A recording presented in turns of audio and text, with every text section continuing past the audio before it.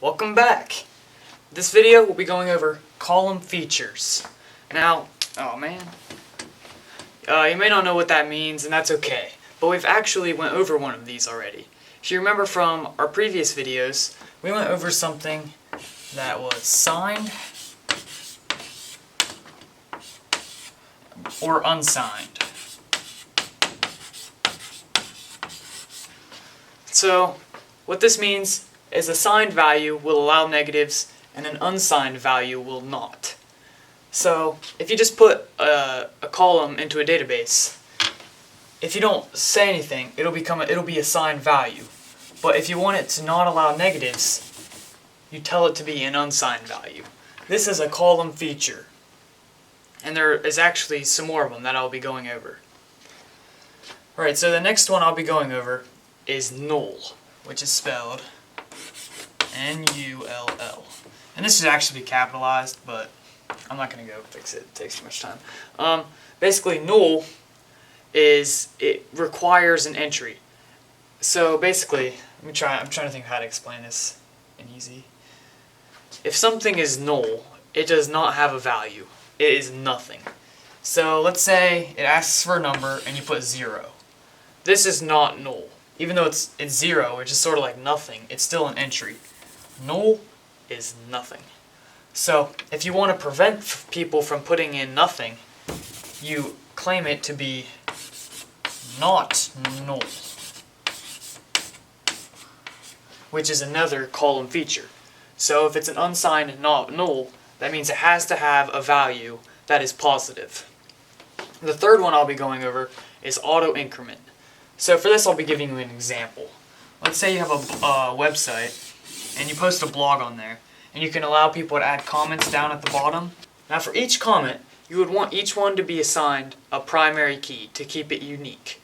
This means comment with the ID of 600 would be, insert comment here. But what you want that to be auto incremented. So basically, when somebody goes to the form to submit a comment, it'll say the message and submit. There's not a little box asking for column ID. That's ridiculous. So what will happen, if this person submits a comment and it's ID number 400, the next one will automatically be 401. That's auto incrementing, and that is a column feature. So let's go over this. We have a number that is unsigned. And unsigned means there's no negatives. It also is not null. So we have unsigned, not null. This means it has to have a positive value. It has to have a value that's positive, which means you can't not have a value. It has to have a value. And it's also auto incremented, which means when you submit auto increment as a column feature, it'll go up by 1 each time. So the next column feature I'll be going over is default.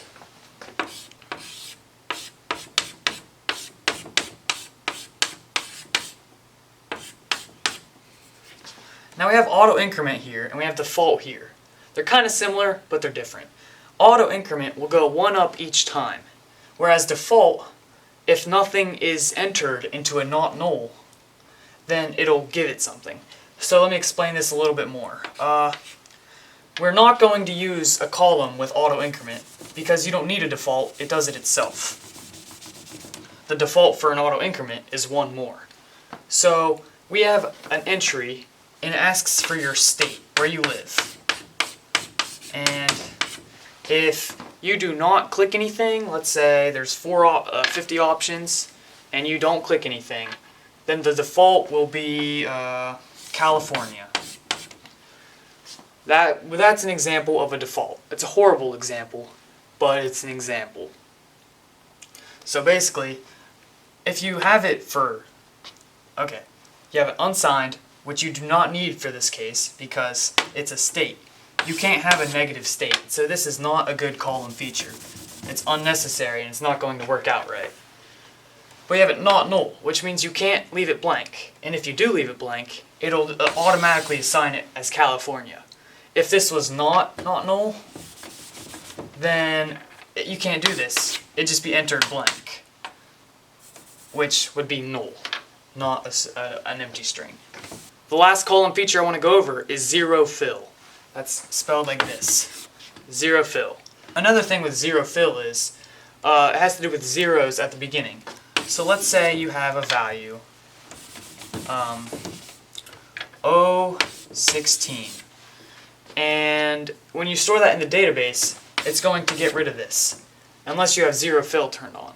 If you do not have zero fill, let's cover this up, then you'll get stored 16, which isn't horrible because 16 and 16 are the same number, technically. But let's say zip codes, sometimes they may start with a 0, so like 01435 like this, and you store it in a non-zero fill column, it'll store it as 1435, and that'll get some confusion and maybe some errors if you're doing something crazy. So in review, here are all the column features we went over. Unsigned does not allow negative values, so 0 to 255 rather than negative 128 to 127.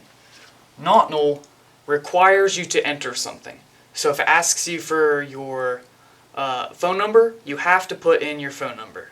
And if you don't, it'll go to a default value. If you don't have a default value, it'll give you an error. If you do have a default value, it'll give you the default value of 000, blah blah blah. And the reason for this is because it can actually improve performance using not null columns. So that's what default is. It's a default value if nothing is entered into a not null value. Auto increment, that will actually count for you, so one each entry. Usually used for IDs because you want them all to be different and you don't want to have to manually type 1, 2, 3, 4, all the way up to like 6 bajillion, however many you have. That's way too much effort, and we don't like putting effort into things, right? No, I'm just kidding. So that's what auto increment will do. It'll count for you. Zero fill pads things to the left with zeros, like this. This would be a 4-digit padded zero fill number. And also, it'll retain zeros if it's entered. If this is entered, originally it would turn to 15, but if you have zero fill on, it'll keep it with the 0. So it'll be entered as this and retrieved as this. So that's all the column features I'll be going over, and you better see me in the next video because it's only going to get awesomer. So yeah, subscribe and I'll see you there.